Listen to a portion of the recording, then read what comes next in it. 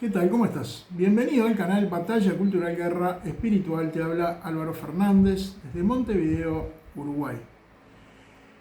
Hoy seguimos con el capítulo 3 del libro Doctrina Social de la Iglesia de Anthony Esolen, que se lo dedica al matrimonio. Y al principio de este capítulo dedicado al matrimonio, Anthony Esolen recuerda las palabras de Génesis 2, versículo 18, donde dice: Entonces dijo Yahvé Dios, no es bueno que el hombre esté solo, le haré una ayuda semejante a él. Así Dios creó a la mujer y alguno me dirá, bueno, pero ¿en qué se diferencia la creación de la mujer de la creación de las otras hembras? Bueno, se diferencia en que ella es una ayuda idónea. En hebreo se utiliza la palabra ser, un término que representa la acción de la gracia de Dios. Y por eso la sociedad que forman un hombre y una mujer refleja la dinámica interna de Dios y es distinta de la cruza entre las bestias. Además, cuando Dios crea al hombre y dice, hagamos al hombre a imagen nuestra, según nuestra semejanza, usa el plural, como anunciando la Trinidad. Y bueno, evidentemente el hombre creado a imagen de Dios, varón y mujer, es también plural, es una sociedad. Dios, Padre, Hijo y Espíritu Santo, el mismo, una sociedad de amor, al crear al hombre y a la mujer para que no esté solo, crea el matrimonio, que es la primera sociedad humana y base de toda sociedad posterior. Como observa Aristóteles, la familia y el hogar son primero, el Estado viene después. Y como la familia es para sus miembros, el Estado es para las familias, individualmente y en su conjunto. Por eso el matrimonio cristiano no puede florecer en un Estado que bendice uniones que nada tienen que ver con él. Pero eso es fruto de haber llevado al matrimonio a la esfera contractual. Al respecto dice León XIII, los naturalistas, léase los masones, y todos aquellos que se glorían de rendir culto sobre todo al Estado y que se esfuerzan en divulgar por todas las naciones estas perversas doctrinas, ignoran la verdadera naturaleza del matrimonio, que es independiente de lo que el Estado o un individuo cualquiera piensen de ella. Este carácter sagrado del matrimonio, dice Esolen, era comprendido incluso por los antiguos paganos. Por eso creer que el matrimonio puede ser redefinido por el Estado es elevar el Estado a la condición de ídolo. Además, León XIII recuerda que la misión del matrimonio cristiano no es la mera propagación del género humano, sino la de engendrar la prole de la Iglesia, la de procrear y educar el pueblo para el culto y la religión del verdadero Dios y de Cristo nuestro Salvador. Para León XIII, el matrimonio es tanto una sociedad por derecho propio como el origen de toda sociedad. Y por eso yerran socialistas y libertarios al rechazar el mandamiento del amor. Y es que no comprenden qué es un individuo humano ni qué es una sociedad humana.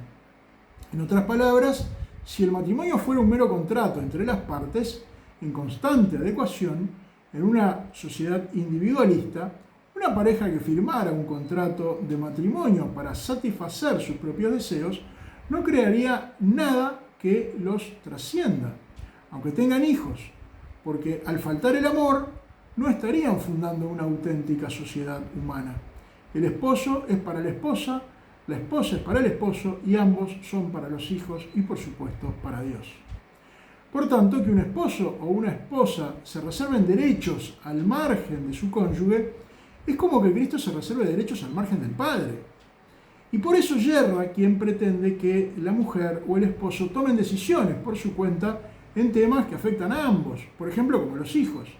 Ese egoísmo es perjudicial para la sociedad misma, dice León XIII. Alguien que ha convertido el egoísmo en su única regla de actuación, ¿estará inclinado a hacer el bien o por el contrario evitará a toda costa hacerlo? Llaman libertad al egoísmo, dice también León XIII. Essolen explica que la sociedad humana no puede ser una agregación de átomos o una agregación de individuos porque es un conjunto hecho de totalidades, debido a que por cada uno de nosotros murió Cristo.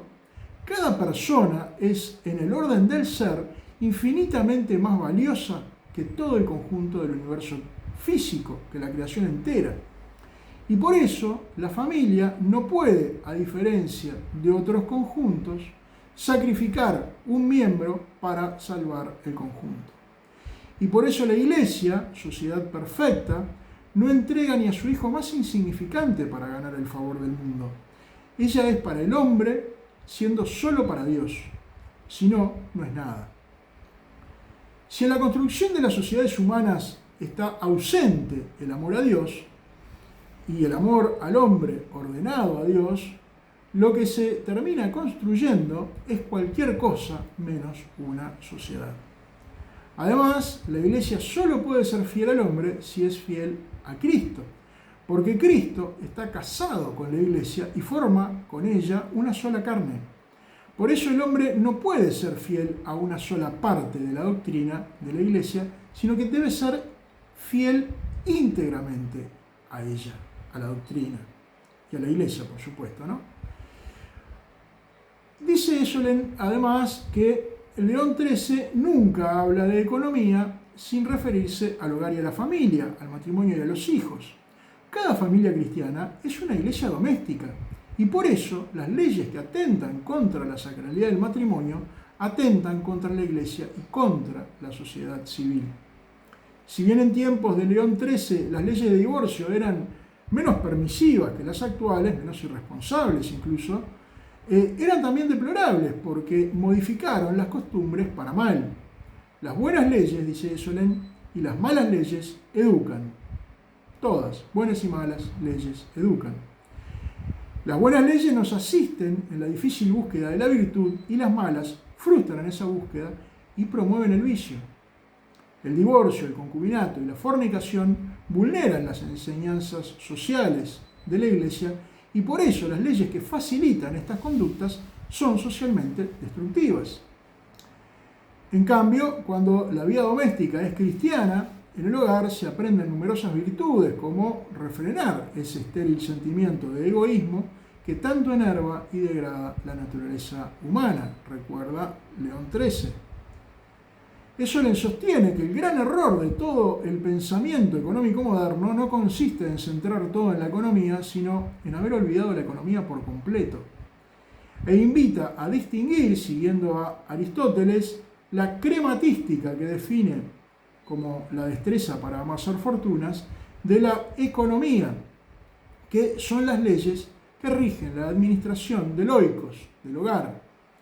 Así concluye Essolen que el hombre no debe servir a un sistema económico, sino que la economía debe servir al hombre. Y cuando Aristóteles habla del hombre como de un animal político, estaba pensando en un ser racional que vivía en una pequeña polis autónoma y cuyas leyes se adecuaban a la naturaleza humana para proteger el bien común. No es lo que vivimos hoy. La política de masas actual destruye la polis porque la influencia de las familias, de las pequeñas comunidades y de las escuelas tiende a cero. Una sociedad, dice Essolen, debe estar basada en el humanísimo bien de la amistad y en el concepto medieval de vecindad, que implica llevarse bien con el vecino y ayudarlo si lo necesita. Y eso se aprende en la familia.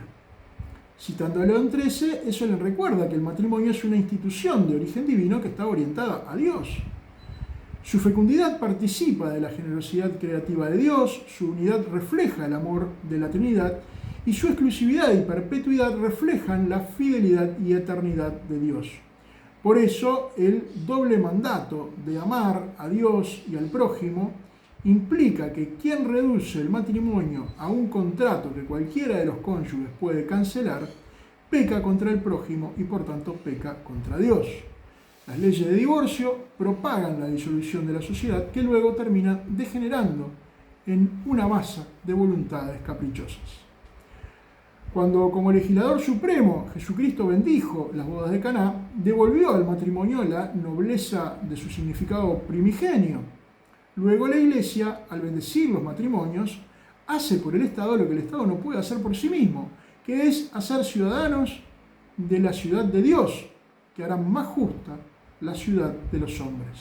Y por eso el matrimonio cristiano es, además de una sociedad en sí misma, fundamento y modelo de toda sociedad civil.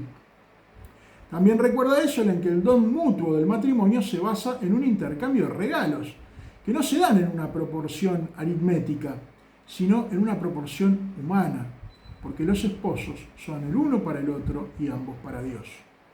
Y eso le concluye que no parece que se puedan esperar bienes similares ni la misma responsabilidad cívica de aquellos que promueven el egoísmo y el divorcio. Recuerda que existe una íntima ligazón entre las enseñanzas de la Iglesia Católica sobre el sexo y sus enseñanzas sobre la sociedad. León XIII afirma que la familia es la cuna de la sociedad y que es en el seno de la familia donde la nación se forja. Es algo similar, agrego yo, a lo que decía el poeta William Ross Wallace cuando decía que la mano que mueve la cuna es la mano que gobierna el mundo.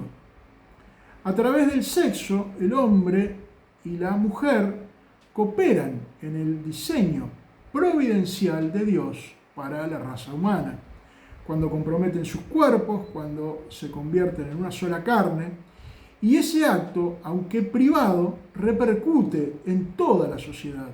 El invierno demográfico que hoy padecemos es claramente consecuencia de muchas decisiones privadas. Es mentira, por tanto, que las relaciones sexuales sean un asunto privado que incumbe solamente a quienes las mantienen y que el divorcio y la fornicación no tienen consecuencias sociales. Sí, las tienen. Y por eso las sociedades que legalizan o facilitan estas prácticas a la larga no sobreviven. Para perder a las familias y destruir el poderío de los reinos, nada contribuye tanto como la corrupción de las costumbres, dice León XIII. El pecado sexual, además, causa desorden, no solo en el hombre que lo comete, sino en la sociedad toda. El vicio y la corrupción de la familia vuelven a la gente propensa a asumir dócilmente los designios de los ambiciosos carentes de escrúpulos. Eso le incita a Bryce Christensen, quien dice que cuando afirman estar liberando a la gente de las cadenas de una moral atávica, los activistas políticos contemporáneos utilizan habitualmente la retórica de la liberación como disolvente del compromiso personal con la familia, para así configurar una sociedad de individuos desarraigados, incapaces de resistir a las demandas del Estado utópico. Defender la virtud, dice Essolen, es defender la posibilidad de que exista una sociedad coherente. No puede haber una sociedad genuina sin familias fuertes, como no puede haber un cuerpo humano sin huesos. No hay ley humana, dice León XIII, que pueda quitar al hombre el derecho natural y primario de casarse ni limitar de cualquier modo que sea la finalidad principal del matrimonio instituido en el principio de autoridad de Dios. Creced y multiplicaos. León XIII sostiene que el dogma cristiano de la indisolubilidad del matrimonio no solo brinda estabilidad a la familia, sino que contribuye a la estabilidad de la sociedad en su conjunto. Y por eso, una sociedad que destruye la integridad de la familia no es una verdadera sociedad, sino que es como un cáncer que va degenerando el tejido social. León XIII sostiene que el Estado no debe meterse a su arbitrio en la intimidad de los hogares y dice: la patria potestad no puede ser ni extinguida ni absorbida por el poder público, ya que tiene idéntico y común principio con la vida misma de los hombres. Es el Estado quien debe rendir cuentas a las familias y no al revés. Eso le termina el capítulo comentando unos cuadros de Norman Rockwell, un artista estadounidense que entre otras muchas cosas pintó a un niño y una niña en distintas actitudes en cada una de las 4 estaciones, y en la primavera la imagen sugiere muy sutilmente un enamoramiento juvenil, infantil se diría, y eso le dice que comprender por qué no es bueno que el niño y la niña estén solos es de algún modo empezar a comprender la doctrina social de la Iglesia. Hasta aquí lo que te quería comentar hoy. Si te gustó el video, bueno, podés darle me gusta, podés suscribirte, activar la campanita para notificaciones futuras, reenviarlo a tus amigos. Muchas gracias por estar y será hasta la próxima, si Dios quiere.